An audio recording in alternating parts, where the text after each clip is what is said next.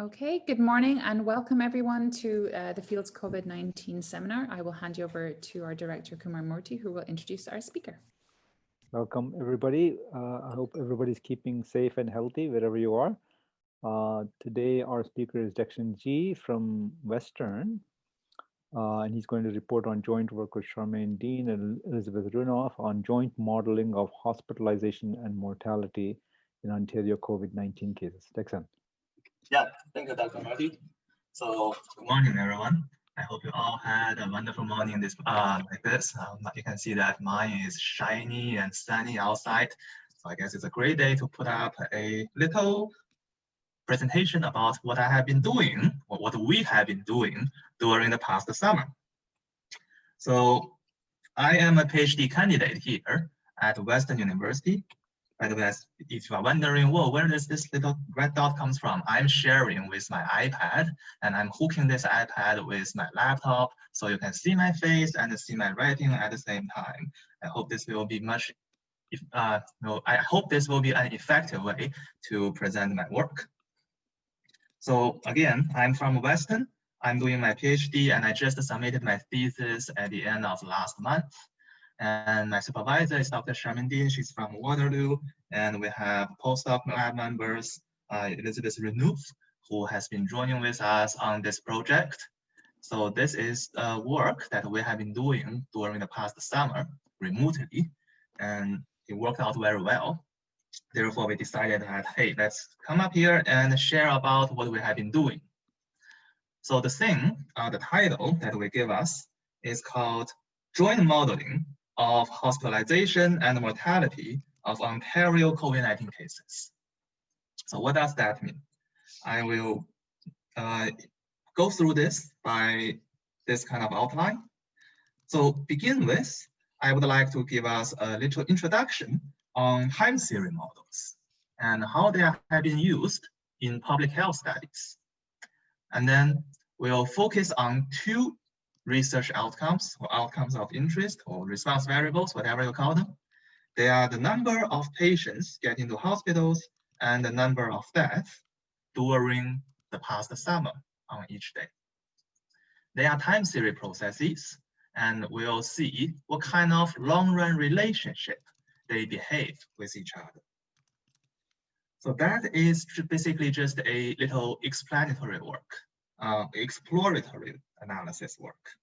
And after that, the main part of the talk today is to show you how joint modeling, this statistical technique, can be used to assess their relationship and actually build this relationship into a model, into a bivariate statistical model. That's the main part of today. And then we'll close with some discussions and about future works. Sounds good? So let's begin by learn a bit or refresh ourselves a bit on time series models. Autoregressive models, you probably have heard about this word. What does that mean? That means what we have observed today is linearly related to the observations lagged several days prior. So imagine we have number of patients today. So how this comes from? It comes from the number of patients yesterday. And then we multiply that number, say we observed 10 patients yesterday by a scale of say 0.7. And then you will get today, roughly, we will have about 7 patients today. Now, of course, there's some random error at the end. So that's the concept. And if you write this concept out, it's gonna be something like this. You begin with your response or your outcome that's called Y, and has a subscript T to index which day you are observing at. And this thing is related to whatever you observed yesterday or many days ago. And those things are being scaled by their coefficients. This is a non-random or fixed model parameter, which we will have to estimate. And this thing has a special name to it. It's called the autocorrelation coefficient associated with lag 1 to p, what we call it like S. So you call it autocorrelation. That means this is the correlation between the observation with itself. So that's how the name auto comes from. And as you can see, the whole thing just goes into a regression kind of setup, where this is like your y, those things are like your axis, and you Hello, have, Dexen, yes. is John home? I'm not sure if I'm the only one, but I can see a very small screen. I don't know if that's the case for everybody else. Is the screen very small? No, I can see the whole screen. Oh, so I'm sorry. So it's my issue. Yeah, I'm sorry. So. That's fine. Oh, there's a chat. Let me see. No, I can see the full screen. Yeah, Thank I'm you, sorry. Yeah. Dima. Okay, so let's keep going. So therefore, at the end, in the regression setup, we will be having those deterministic parts. So if you want to know, these are really the deterministic part.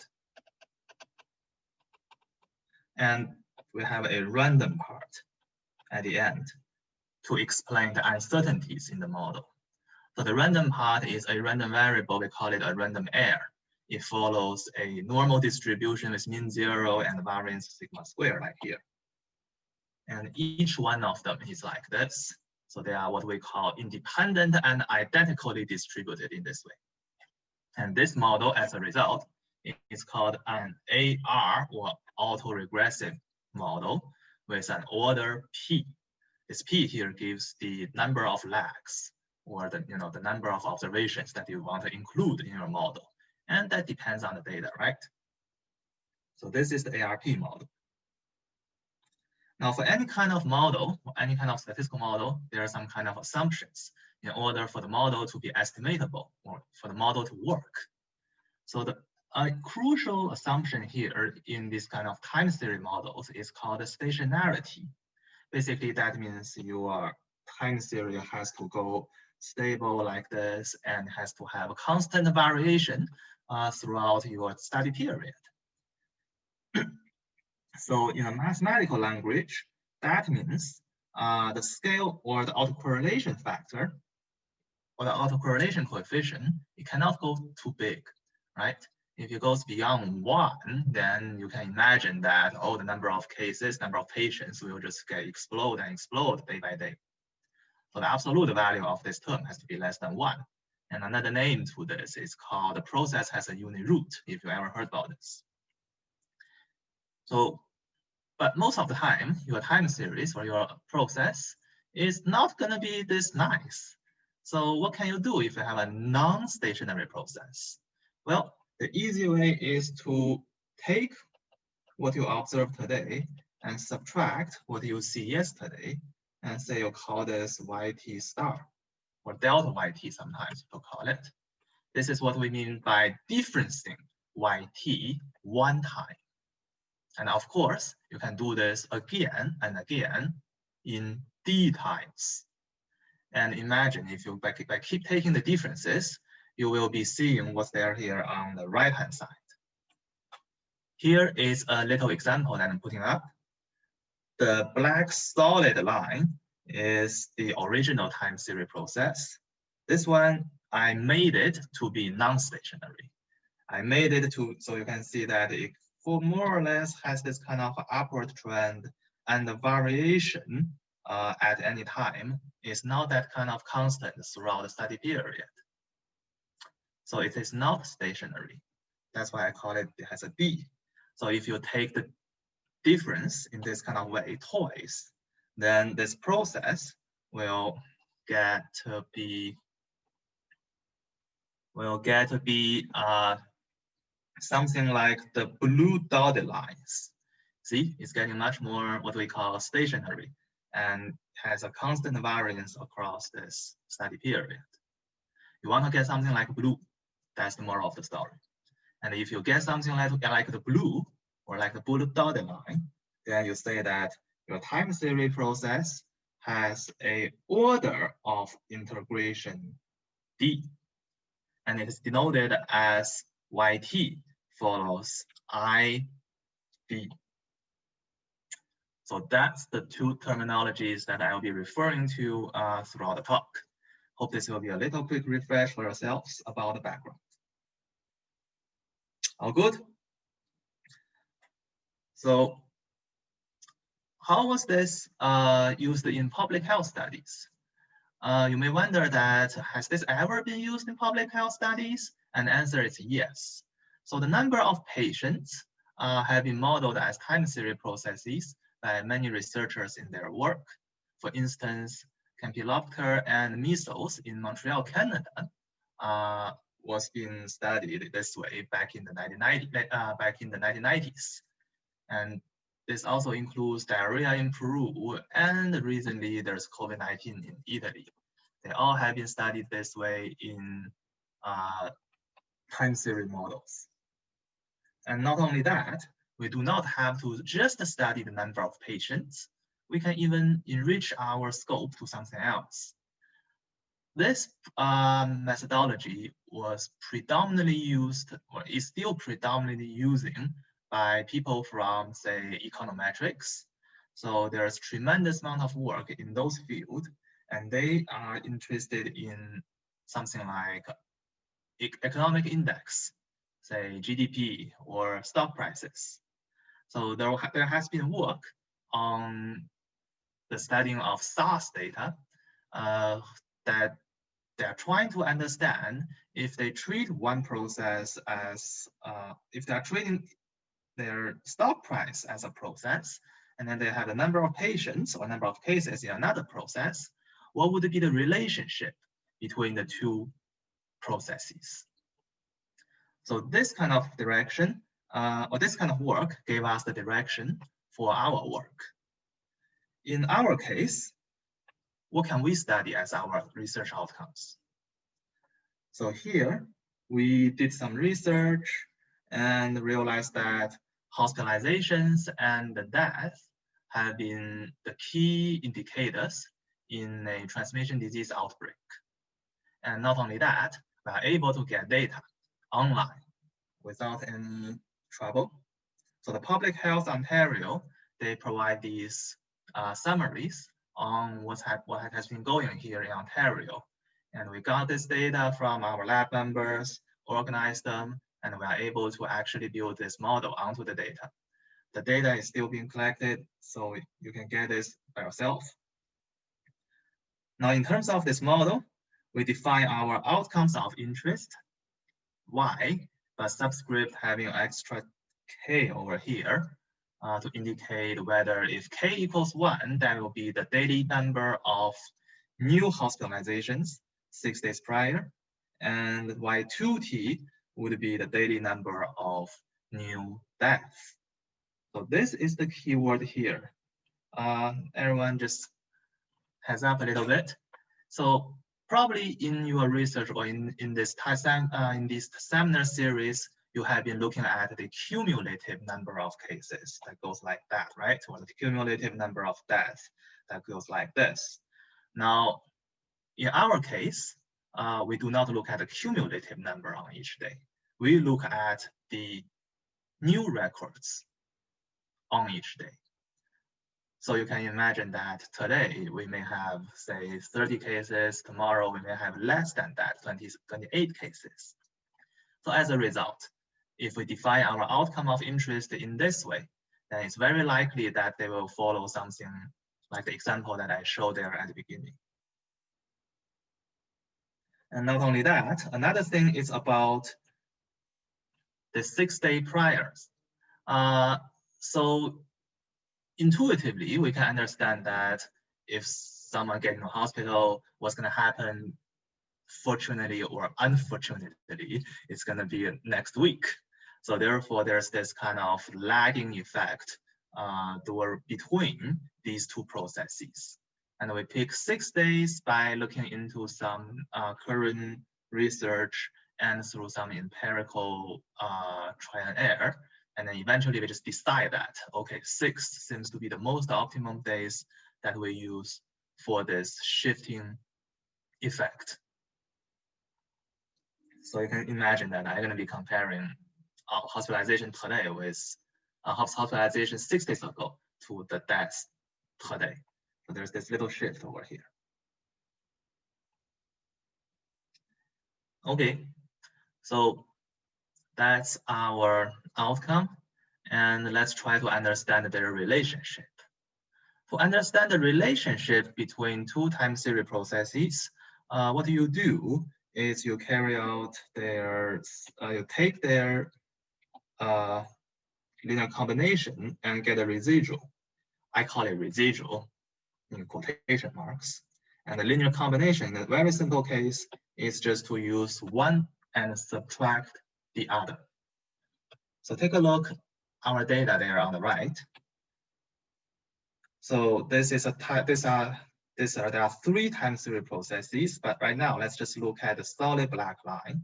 That's the new hospitalizations 6 days ago. So you can see that it goes up and down, starting from around 50 in the end of March.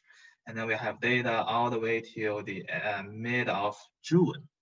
It has a peak around the beginning of May, but then it sort of decreases after that. And the same thing we have for the new death. That's the red dashed line. They sort of goes up. They go up till May, till the end of April actually, and then they more or less go down. That's the two processes we are studying here, and then we can see that they sort of. This is actually a quite a long study period already. So therefore, they have this unique long-run relationship going on between them. We want to study that. So how do you study this? As I said, we take the subtraction and then we get a residual. I call it ZT.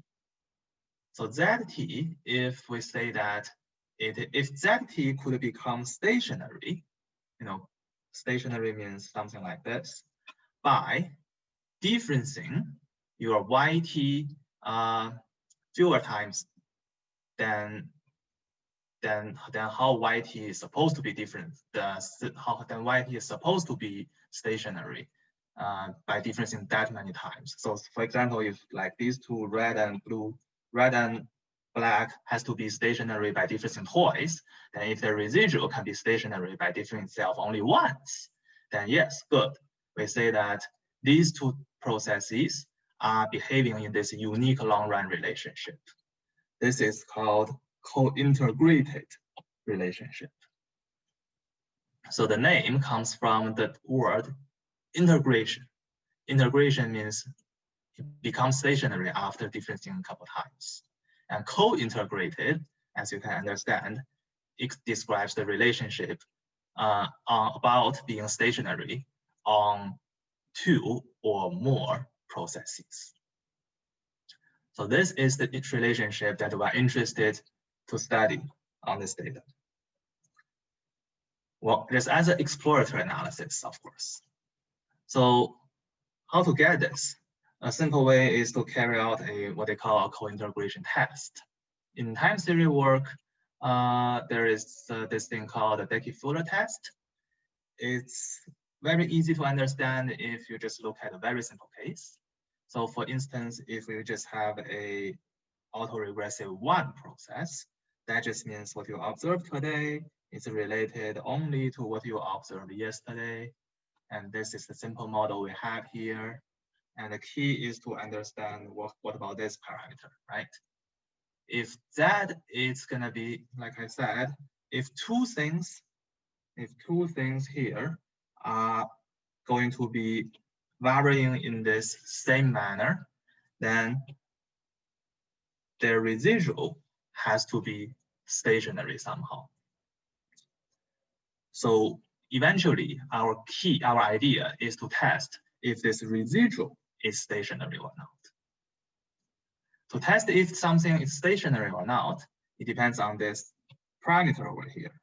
If this parameter here is absolute value is less than 1, then good. We know that this residual process is stationary. And the two origin, the hospitalizations and deaths, they are in this unique relationship. So to actually test this parameter, you can do your simple t-test as a regression type of thing. But this is actually not a t-distribution. We have to do some rearrange by, say, subtract t-1 on each hand side, and then get an expression down here like this. So we reparameterize our parameter theta into a parameter pi. So if you do a bit math on the top, factor out this zt-1, we get pi equals theta minus 1. In other words, this pi will have a distribution. And by testing whether theta is equal to 1 or not is the same as testing if this pi is equal to 0 or less than 0 or not. This is much easier to carry out statistically. So if you are statistical people, then here is the estimates of the parameter, and it follows this Dickey-Fuller distribution, which is not that common, but it is something like a t-distribution like this. And if you want to know about a statistical test, then that basically means if we have significant evidence to say that, wow, today what we have observed for this pi thing, say it's like negative 0.9 something, like really different from 0, then that means we can reject the H naught and say that, oh, theta equals 1 is wrong. Theta must be something like less than 1. So this is the idea of significant evidence. Then we'll suggest that our alternative hypothesis is true. And if you get lost at this moment, just understand it as we would like to do an exploratory analysis to see if the two things are related in this long-run relationship. And the result is very obvious. They do. So if you take the first difference of hospitalization and the first difference of death, they are related in this long-run relationship. And this has statistical evidence. So in other words, the p-value is small. And not only that, we even obtained some preliminary models for these two processes. So there has been evidence saying that what we observed today for both hospitalization and death may be related to what we observed many days ago. Now, by this moment, we take a pause, and then we think that, is this enough? Probably not. We can do better than that. We would like to model this long-run relationship. We would like to actually build a model and incorporate this into the model and use some kind of parameter to represent it. So the illustration is very simple. Imagine if you have one outcome, y1t, and you have another outcome, y2t here. What we want to do is that, say you have hospitalization, say this is H, and you have death, this is B, then maybe today we'll observe something like here. This is a very good case. But yesterday, when tomorrow it will go up, both quantities will go up, and then maybe they will go down, maybe they will go up. And then eventually, if we can do a scatter plot of the two outcomes, and then do some kind of modeling, then we would like to get this circle out to actually understand the joint distribution between the two outcomes. That is going to be our motivation for the main part of this study.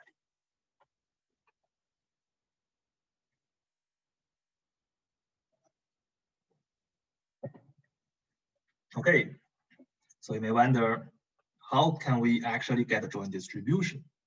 Can we just use bivariate normal? Well, sure, but the problem about bivariate normal is that if we rely on this concept, then every time we do some kind of joint model, we do some kind of bivariate analysis or multivariate analysis, we would have to go dig out a corresponding bivariate distribution. And in many cases, we don't have such thing when the marginal models are, or like the outcomes are kind of complicated, right? In this case, they are not that complicated. They are just autoregressive models. But what if we are having something that's hard to describe? So therefore, an idea is called joint modeling, which is basically take the univariate distribution of each idea of each outcome and then join them to form bivariate distribution or multivariate distribution. So if you ever heard about this word copula, probably this one is more famous. So this is a similar approach that take univariate distributions and then produce multivariate distribution. In our case, we use a random effect to do this work. This comes from biostatistics literature many years ago, where the original idea was that we have a patient, it has its time to event data, say the survival time, and then we have some longitudinal biomarker for the patient, say the blood pressure or CD4 cells. And then we can try to understand the relationship between these two things. And the methodology is to you take the distribution of each other, and then we assume a random effect called, sometimes they call it U, in the model. So the random effect has many different words. Sometimes people refer it as a latent variable. Sometimes people refer it as a frailty. So this is the unobserved effect for our individuals, but they do have the same kind of effect on each outcome. And in a mathematical language, if we would like to get the joint distribution between the two outcomes, what we can do is you take the conditional distribution of both outcomes given this random effect, and then you integrate this over the expectation of your random shared latent variable. This way you can get an unconditional joint distribution between the two. And if you are a visualizing person, here is a good way to visualize our work. So notice that this has been used in my previous research on forest fire data. But in that case, I also have two outcomes, Y1 and Y2.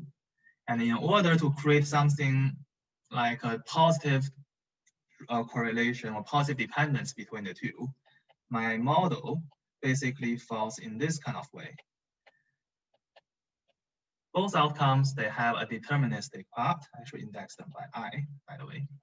And both outcomes, for their random part, they are equal. For both outcomes, there is this portion, this unobserved portion that's equal in both outcomes. And by assuming this part, then you can imagine if this is the mean of our Y1 and this is the mean of our Y2, by adding the same portion onto your model, so you add onto your model, you add this much in the X direction and then add this much into the Y direction, then you will be ending up with some here on the top right corner. And if you subtract both outcomes by both this much, we will end up at the bottom left of the corner. Now, of course, there's a variation, but if we are assuming this structure in our response variable, then eventually we can get this kind of positive correlation between the two. So this is a simple way to induce and construct positive correlation between the outcomes. It is kind of a strong assumption, right? You know, why do you have to assume additive shared error? Well, a merit or an advantage is that when you're having covariates or predictors in the model that are here, then these things can be observed or can be understood as the unobserved covariates in the model. So they do have this interpretational advantage. That is something we would like to introduce into the work. So with that being in our mind, I think we can understand this model framework now. The framework again, is going to be autoregressive model, like what we saw before. But we're just having this extra extra k over here to indicate that when k equals 1, this is hospitalization 6 days ago. And when k equals 2, this is going to be death today. And for both processes, they follow this kind of autoregressive process, but with this additional shared error or shared random effect between them. Now, you may wonder that what kind of distribution we should assume for this random error. There's actually quite a lot of way to parameterize the distribution of this thing. Here, we're going to be taking a very simple approach, but if you do some literature review, you can see that this thing can go really fancy. So the simple approach, by the way, before that, this is a matrix form of the model. So if you write it out in this way, it's much easier to program it out. And this one will give you the indices of each parameter and the response and the terms. Now, to simplify this model into something understandable, we begin by talking about how to estimate the model. In my case, whenever we are having some kind of random effect in the model, we can either do a Bayesian approach or do a frequentist approach. Here, I take the Bayesian approach and then just use MCMC to estimate the model. And in this fashion, we would like to maximize the joint posterior distribution of the parameters, which is this guy. And if another Bayesian person, just understand it as a maximum likelihood estimate or some kind of EM algorithm.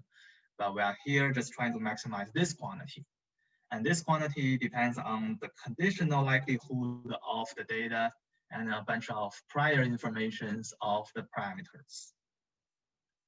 So this thing, QBT, is the distribution of the random effect. So the simple way we put up for this guy is as what I have illustrated in the graph before.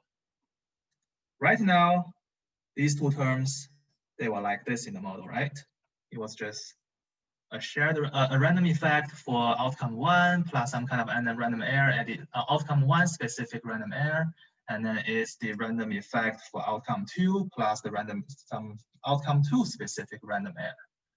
To simplify this and make the model estimatable, we assume that both outcomes are having the same shared part across them. And for outcome 1, because this is hospitalization, so imagine if you are having unobserved component that having an effect of say 10 people, then the actual hospitalization will be scaled up by a scale, say, of 2, for example. So therefore, the unobserved covariate effect is going to be 20 on hospitalization. And this has a positive correlation with your death, with the death, then death is not going to be 20 people for sure.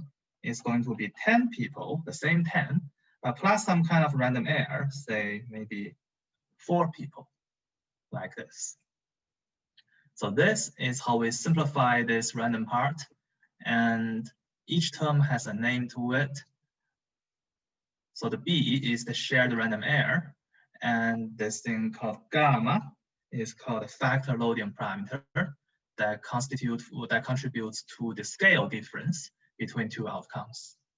At this moment, it may not be that intuitive to bring in this guy because in both cases, there are the number of patients. But imagine in other contexts, say one outcome is about the number of people, and the other outcome is about the dollar amount we spend on each day. Then obviously we will need some kind of scale parameter to account for the scale difference between the 2 outcomes.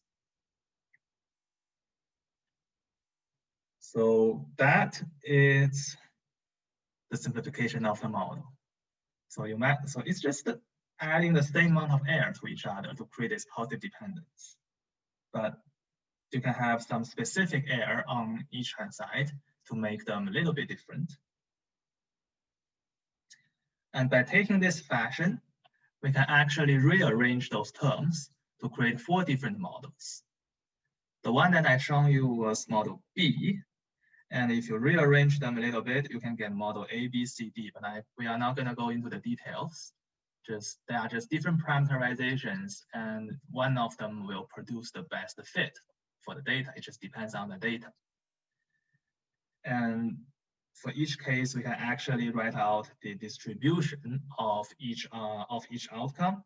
So that's the marginal distribution of each outcome.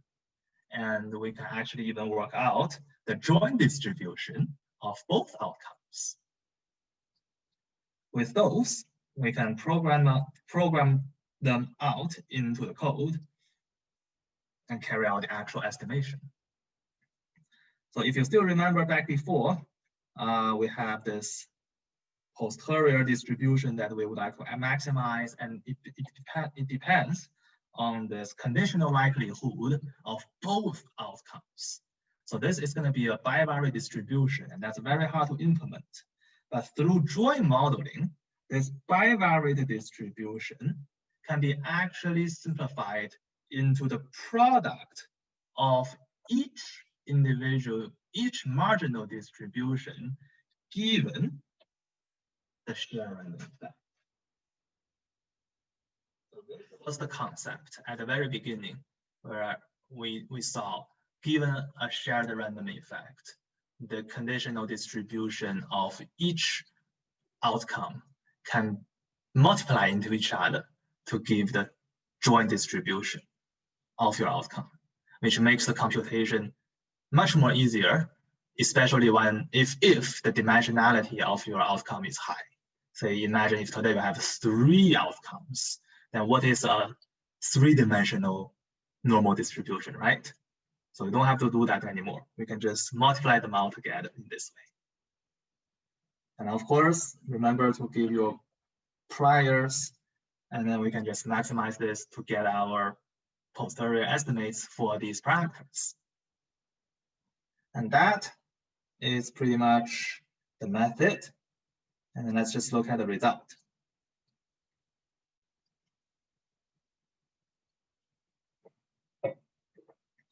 So from March 29 to June 14th, we have 78 observations. We assume some vague priors, and we have all different kind of models like those 4. And of course, we can have different lags, like today's observation is related to the yesterday, or even 2 days ago, 3 days ago, all those things. They create all kind of different models.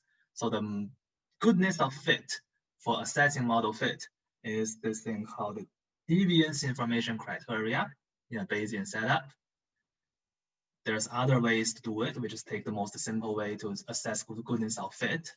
And then we realize that model B fits the data best, which was the one that I produced before. If you still remember, it was what? It was like a scale factor loading with your shared random effect. And then the shared random effect on the other one is just simply with some depth-specific variability. So under this model, here are the parameter estimates. We realized that before that here, first we realized that both outcomes, they are with an order of co-integration 1. That means both outcomes are again not stationary. We have to actually take the first difference of both outcome processes in order for them to be stationary. And then both outcome processes, they are having this autoregressive structure, which means what we observed 2 days ago is up to 2 days ago is related to what we observed in hospitalization today. And what we have observed 3 days ago is related to what we have observed on death today. In other words, the autoregressive model is appropriate. And the parameters are here. The mu's are the intercepts. They are, so here I'm giving the 95% credible interval of the model parameters. It's just another way to understand where this parameter is gonna lie. So with a very high chance, the intercept of both two are somewhere around 0, and that makes sense because these are the differences of your work, of our processes. So differences can go either positive or negative, so that's absolutely fine.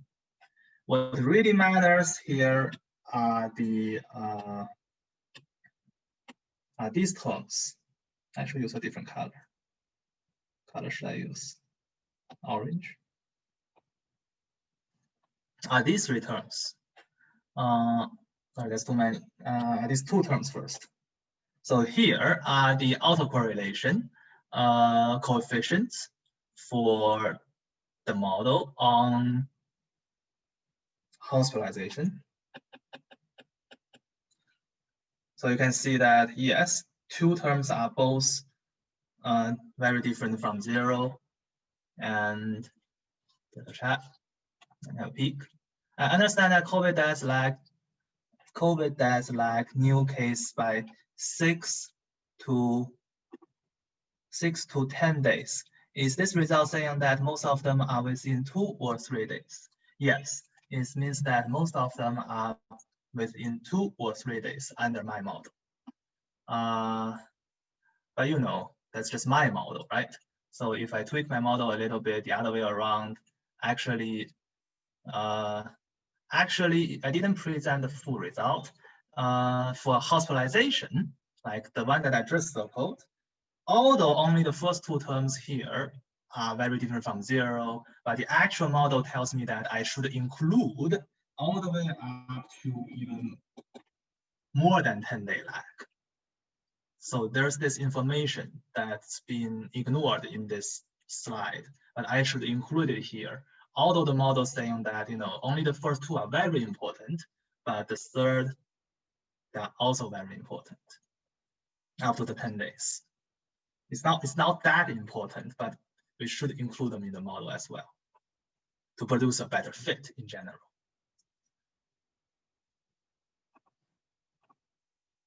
Now, the 2 or 3 is autocorrelation lag refer to deaths to themselves or hospitalization to themselves. It's probably an artifact of data. Okay, let's give a good catch here. Maybe I understood the question, misunderstood the question. Most of them are within 2 or 3 days. So, thank you, Liz. And we carry on. So for the second part, here we are having the death. So that means the number of people who die today is related to what we have observed on death up to 3 days ago. And these parameters are kind of important in the model. Now for the drawing part, let me use another color. These 3 parameters talks about that, yes, both outcomes, they are related, and we can quantify their relationship under this model, saying that, yes, although we are having this shared part being kind of important, but there's a lot of unexplained variability at the end. So we would have to incorporate more information into the model, into the data, to actually try to reduce the uncertainty over here. That's what we found for our current model. Thank you, Liz. Thank you, Colin.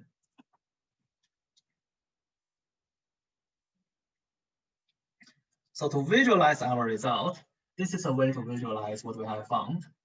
Here on the left-hand side, I'm again plotting these time series processes, but here I'm plotting only this shared random effect, BT. So we can understand it as the common residual between both processes. And they are, you can see they kind of behave stationary going like this and with sort of constant variance, but it reflects this big air around May the 1st. That was the day where we had a very high peak of hospitalizations on that day. And these things are estimated with reasonable interval. So the shaded region is the margin of error, or the credible interval. So the model estimated these terms very well. And on the right-hand side is what have been emphasized many times. So this is the joint distribution at this moment we have for both outcomes. This is hospitalization 6 days ago. This is the death on each day. And the estimated joint distribution is plotted as a contour plot. So you can see it is quite weak positive correlation. If we can make this contour plot much better, then we can even do prediction. So you may wonder, what can we do with this model? You may wonder, why should we include both outcomes together and model their correlation? So one thing we can do is a prediction in this way. Imagine if this circle is like a really good eclipse, then given any kind of hospitalization many days ago, we can probably project the mortality 6 days later, isn't it? So that's the ambition of this framework. Clearly, this is not something we can do at this moment, I guess, but just keep this in mind and let's hope for a better future later on. Okay, wrap it up. Someone turn on his mic. Do you have a question at this moment or comment? If not, then let's wrap it up. Remarks. So basically here we identified the long run relationship between hospitalizations and deaths. That's the key idea throughout this research. And we model them through this joint outcome autoregressive model. It has a shared latent random effect in it. So we found that the first order difference of hospitalizations 6 days prior and the deaths, they are related to each other and they are also related to themselves. So they are related to what I have found, most importantly, 2 days ago or 3 days ago, respectively.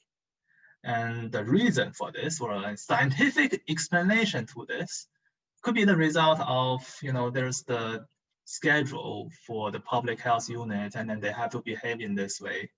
So that thing will affect what we have observed today. That thing will affect what we observe tomorrow. And the dependence between them may be due to the reporting lag, because the 34 different public health units, they all have different, the weak dependence. Like why is the dependence weak, right? Well, because they are different. It's really hard to have the same reporting lag, or even similar reporting lag among these health units. So that's why there's a lot of unexplained variability that we would like to address in the future work. So for future work here, other than that, statistically speaking, there is this ARIMA model that we probably have ever heard. So at this moment, we know the AR means autoregressive, and I means that things can be non-stationary, and therefore the last two letters represents moving average. That's just another way to make the model fancy. So if we include those features into the model, maybe they'll produce a better fit. And of course, there are other multivariate time series frameworks in this field. We can compare what we have done doing here with what those traditional ways of doing things. And lastly, including the environmental data and geographical information would be very helpful to reduce the uncertainty. we hope we can do this. And another thing that just come up to our mind was to actually compare this result to what I've seen, to what we have seen nowadays, right? Today is October already. Is there a big difference in our parameter estimates? And what that will explain to us? How can we interpret such difference? Those are things that we can carry on with this research.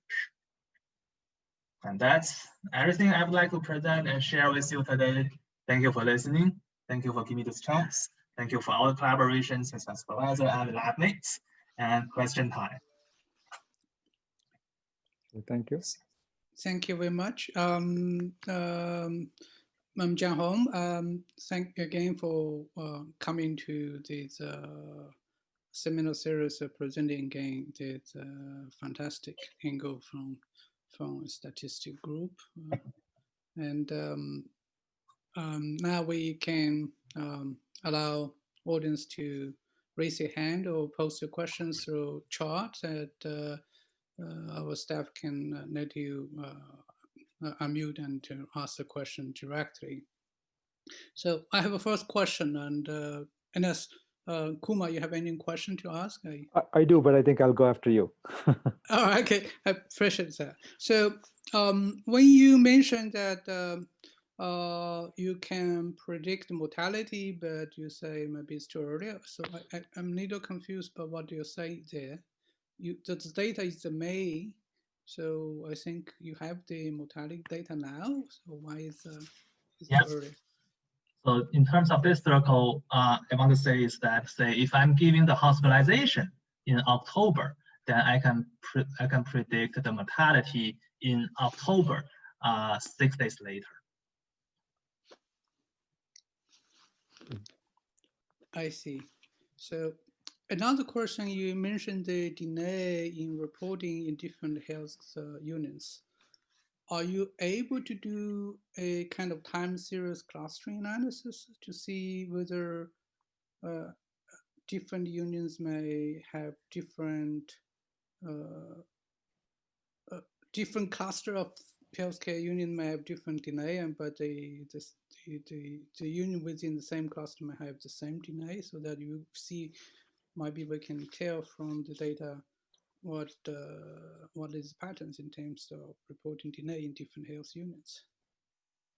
Yeah, and then and then she said we have request data from OHDP right now, and we don't not got the regional specific data yet. So that's a little issue at this moment. Yeah, so if soon you get regional data, then you should be able to do data time series for each regional, and then maybe it's good to do some time series clustering to see whether you can find some common patterns. That's right. That'd be very nice. Okay, so maybe Kumar, if you have questions, and let you ask question first, and then. Sure. No, so that's last point that Jiang Hong made was very interesting. That if you did the regional analysis, because it's not homogeneous, the propagation dynamics of the virus are not homogeneous, and people are very worried about clusters and what's happening regionally. So that's very interesting. I have maybe it's a dumb question because I don't know any statistics.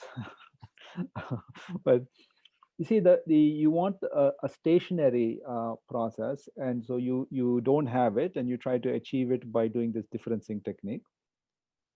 And if you do enough differences, you sort of get it to be stationary. But the question is, what if you keep doing that? I mean, what if you keep doing different, even though you got something? Do things get better? Are you losing information? What happens? Yes. So I keep doing that. The pro is that it will get better, but the con is that I'm losing information, right? If I have 30 observations, then take difference, I only have 29. So I cannot do too many times. That's the thing. I see.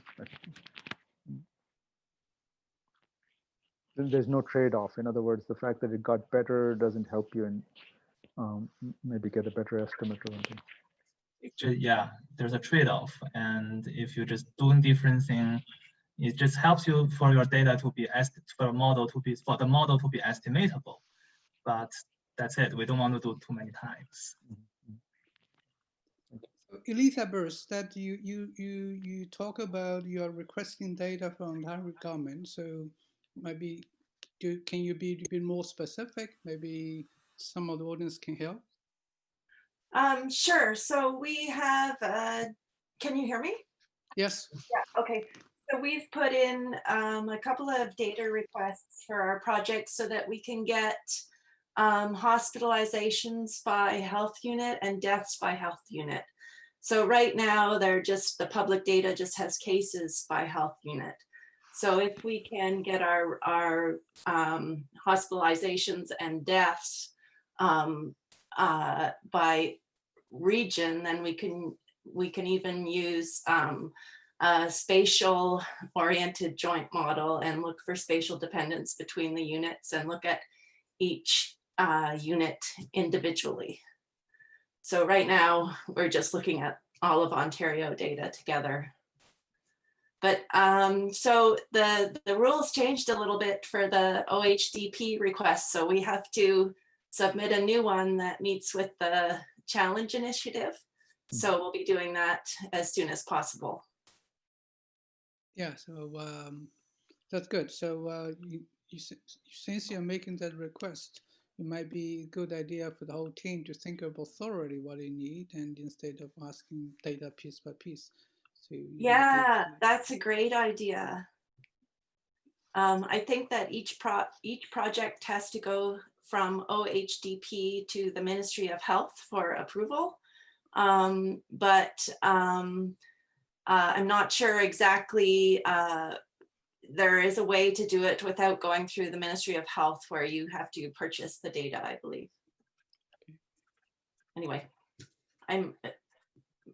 you can send me email me questions if anyone has any. Maybe it's a good idea to have a conversation afterwards with Sure. Sean Hong and others. Yeah, I think the whole task force maybe can have a meeting so to streamline the request from the whole modeling.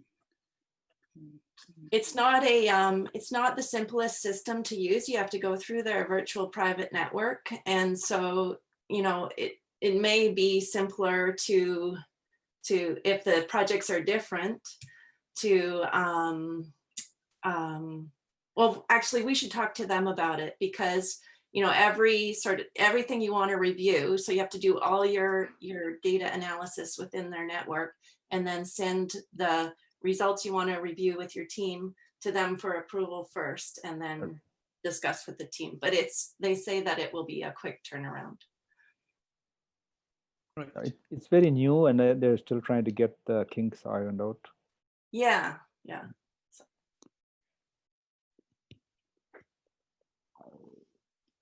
Great. So again, I forgot to mention, but I want to mention now that on behalf of COMA, the Fields Institute, and the COVID-19 Task Force, I want to thank again she and the Shannon Dean's group for the presentation. Thank you.